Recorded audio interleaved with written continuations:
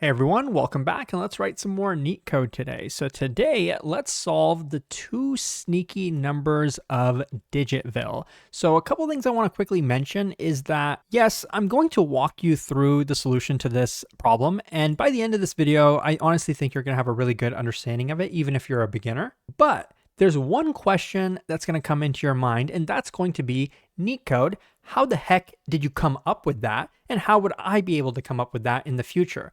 Well, first of all, I didn't come up with it.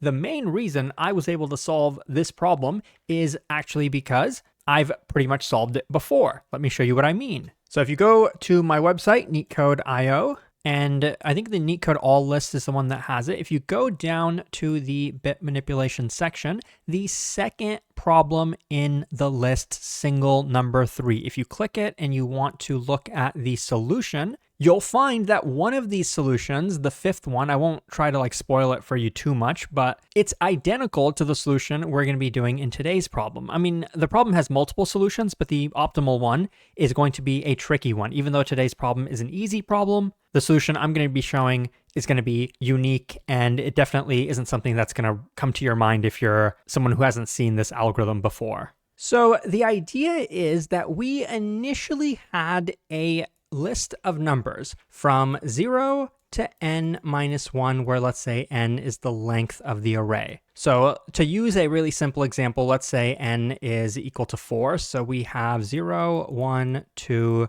3.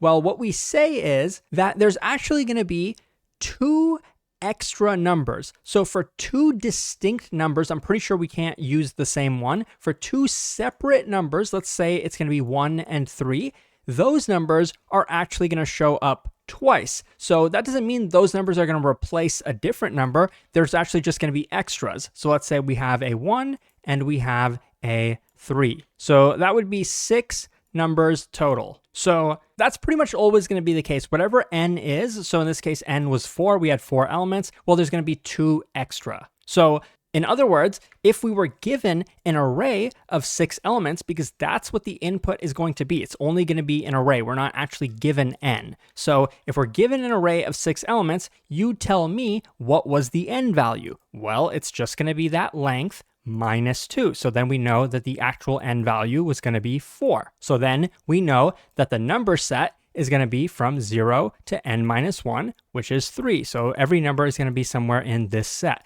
That fact is going to be very important. Please don't ignore it. These kind of key observations are always very important when you're solving tricky problems like this. With all that said, what are we actually looking to do? Well, we're only looking to identify those two numbers, and we can return them in any order. So in this case, the return value would just be 1 and 3 in the form of a list.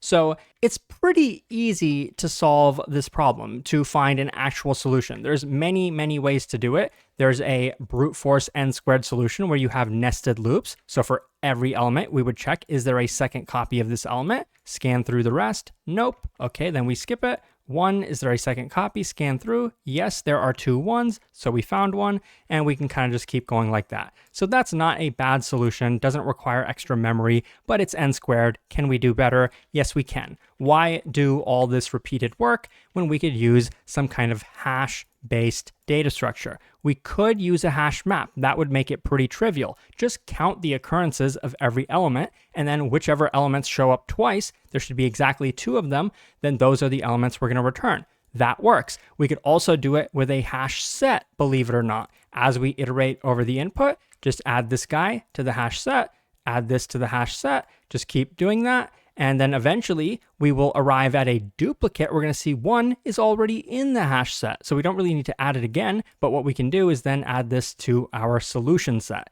And then we would do the same thing with 3. So that's another way to do it. But you're probably here for the difficult way, because both of those hash-based solutions, while they are linear time, they also require linear space. But we can actually do this without any linear space, and it's going to involve your favorite bit manipulation trick, the XOR operation. And at first, it's not obvious how the heck this is going to help you solve the problem. It really isn't obvious, so don't feel bad if you weren't able to come up with it. First, I want to say that with XOR, this problem would be pretty trivial if we didn't have two numbers we were looking for and we only had a single number. Let me tell you why. First of all, what is the XOR operation?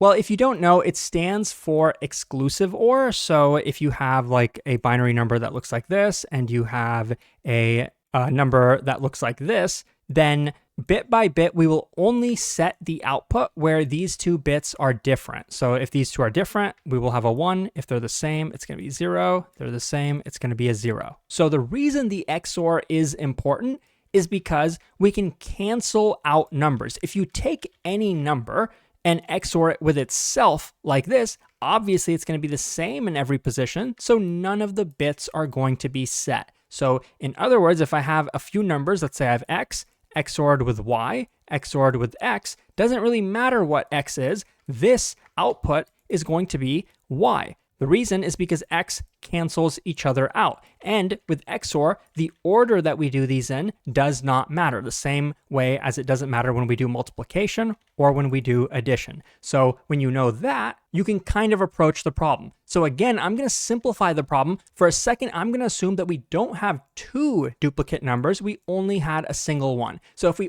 only had a single duplicate number, what would you do with this array using XOR to get that duplicate number? Well, at first, it seems like it wouldn't work because if the duplicate number shows up twice, well, if we XOR all of these guys together, well, the duplicate number is going to cancel itself out and we're going to be left with the XOR of all the other numbers. And yes, that's true. But this is where this observation comes in. Every number in the array is going to be in this range from 0 through n-1. So what we can do is not only are we going to XOR all of these guys together, but then we're going to go through every number from 0 to n-1, which is going to be 0, 1, 2, and 3 in this case, and we're going to XOR all of those with all of these. So let me show you beautifully what happens when we do that. The 0 is going to cancel out with that guy.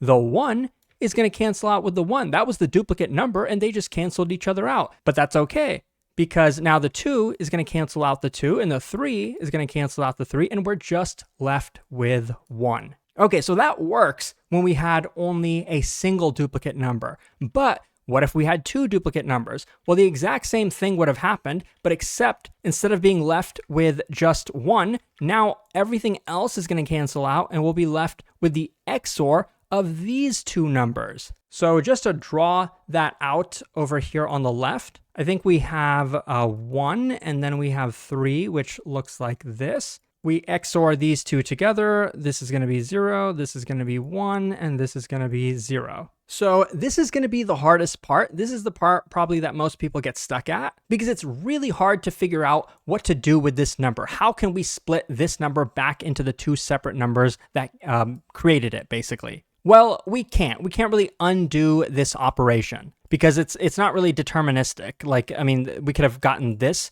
to produce that result, but we could have also gotten something like 1, 1, 0, 1, 1, 1, and that would have produced the exact same result. So it can't really work backwards, but we can do something really, really clever. What we know is, first of all, that these two numbers definitely are going to be different. I don't think they explicitly mention that in the problem statement, but I'm pretty sure we can assume that these two are going to be different numbers, and thus they should definitely have at least one position where the bits are different. Thus, there should be at least one bit where the output is set. And we can use this differing bit to our advantage. This is the clever part. So we don't know anything about all of these numbers, but we know that whatever two numbers are duplicates, they have this bit that's different between them. So once we have this, once we know that, we can do something clever, which is going to be taking this set of numbers and splitting them into two groups, the ones that have this bit set and the ones that do not have this bit set, because then we know for sure that one of these numbers, in this case 3, is going to end up here, and we know for sure the other number, in this case 1, is going to end up on the other side. Now, even when you get this far, it's still not clear how we would actually get the solution then.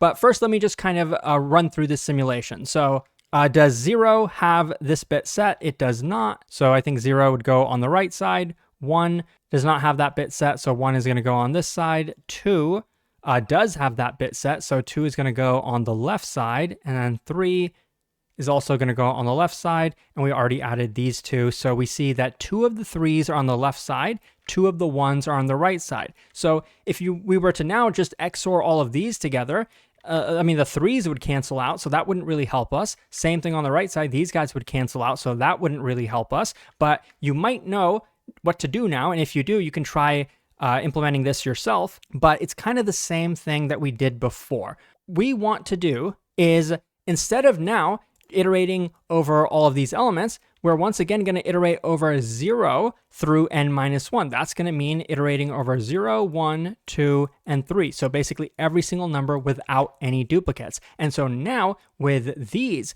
we're once again going to split these between these two groups. So 0 and 1 are going to go over here. So there we go. 2 and 3 are going to go on the left side. So now I have that. And now we're done. Now, when we XOR all of these together, we'll find that every number has 2 copies except for the duplicate number, which is going to have 3 copies. So XORing all of these is going to cancel this 2, cancel that 2, cancel this 3, cancel that 3, and we're just left with the 3. Such a beautiful solution, not easy to come up with though. Same thing on the right side, cancel these zeros, cancel the 1s, and we're left with just a 1. So that's the solution. It is a linear time solution, though it involves multiple loops. And in terms of implementation details, I want to mention a couple quick things. Instead of maintaining like a set or a list for these elements, I'm just going to maintain the XOR. So as I show us splitting these elements into different sets, I'm not actually going to be doing that. I'm going to be maintaining an XOR. Let's call it XOR 1. And then on the right side, we'll call it XOR 2. So it'll give us the same exact result without having to create like a data structure, because then it would not be space efficient, of course. And the other thing is, how exactly would we figure out which is the least significant bit set, or even just one of the different bits set between these two elements? We know that one exists and we want to find it. And then once we find that bit, how are we then going to separate these two elements using that bit? Well, the second question is pretty easy to answer. If we had this bit, we would have basically a bunch of zeros and then the 1 and then the 0. So using this, we would go through every single number. So let's use 3 as an example. It's going to look like this, 1, 1.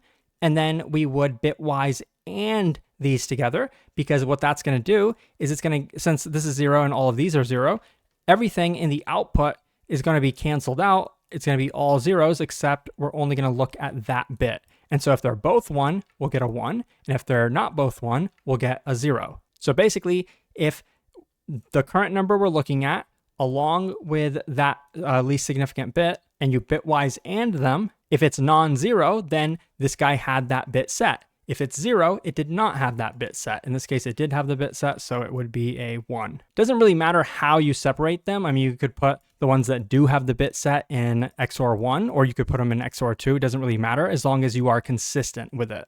Okay, lastly, how do we get that least significant bit? There's multiple ways to do it. You could just kind of go bit by bit and just check until you find one that's set, and that would be fine. You would just have to iterate over however many digits there are, probably 32 at most. But the other way is kind of clever, and it involves something called 2's complement. And I vaguely remember a lot of this math, to be honest, but I can kind of show it to you. The idea is that, like, if we have 32 bits, how are we going to represent negative numbers? So I'll kind of go through this part quickly, but if we have 32 bits, how do you know if a number is negative, right? Like, there's not really a negative sign. So what we use is the most significant bit. So we say that if that guy is a 1, then we treat this as a negative number. That's generally how things are done. So if you want to, if you have a number, let's say we have the number 0, and you want to get the negative of that, negative 0, what you can do is, I mean, in terms of programming, getting that negative number, we can usually just add like a negative sign there. But what's going on under the hood in terms of the binary representation, -0, what happens is every single one of these bits is flipped. It's going to turn into a 1. And then we add 1 to this. So you're probably thinking, well, if we add 1 to this, it's kind of overflowing, right? Everything's going to turn back into a 0. And that's exactly right. That's exactly why it's designed like that. Because if you take 0 and you add a negative sign in front of it, it should turn into a 0. It shouldn't turn into anything else. So it's consistent. But watch what happens when you do something else. If we have the number 1 like this. Now, if we were to put a negative sign in front of it, what it's going to look like is this. Every bit is going to be flipped. We're going to get 1, 1, 1, 1, 1. And this is going to be a 0.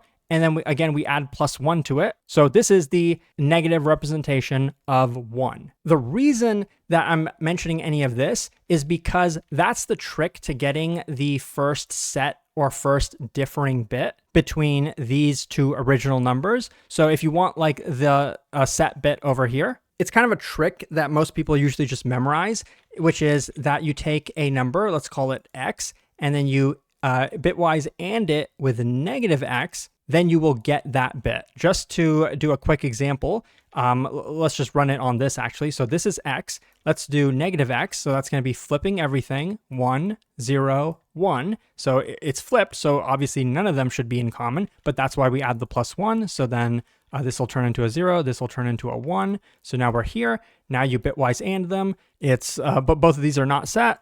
Both of these are set, so then we would have the 1 here, and then this is 0, and then everything else would be 0 as well. And we guarantee we only get a single bit because of that 2's complement math. We're getting pretty into the weeds of things. I guarantee you most people who use this bitwise trick, they probably don't even know why it works in the first place. But hopefully at least you have a little bit of the intuition now.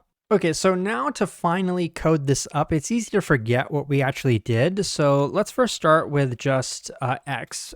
Because what we're going to do is initially go through every number initially in nums. So remember, like, to use the example, I was going through like 0, 1, 2, 3, and then I think 1 and 3.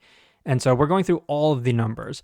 And then we're going to just do this, XOR x with each number. And then that's not enough. Then we want to go through 0 through n. So what that means is the length -2. So I'm going to do for I in range length of nums -2. And then we do x equals x XORed with I. So now we have basically just the XOR of the two duplicate numbers. We want the different bit between them. I showed you the trick to do that is just to take x and the -x and bitwise AND them together. So now we have that.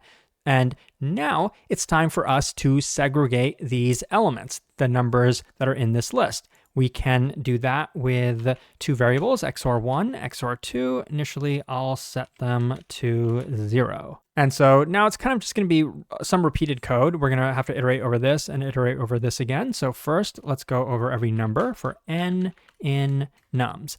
Well, which group do we add it to, the first or the second? It's going to be determined by the different bits. So first of all, if n bitwise ANDed with the different bit is going to be non-zero, then let's add it to group 1. This is just a shorthand for the same thing up above. And then otherwise, we will do the opposite, bitwise XOR it with the second group. So we did that going through nums. Let's also do that going through 0 through n-2. So I'm just going to copy and paste this, but I will actually end up updating most of it. So this is going to be the same as the code up above. And then this just needs to change with I. So if I and the different bit, then bitwise XOR it with I. Same thing down there. And then I believe we can return the array in any order. So I'm just going to do that. And I'll let you take a look at the entire code. But like I said, if you struggled with this, if you didn't know how to do it, it's the same as single number 3. It is a problem on Leetcode.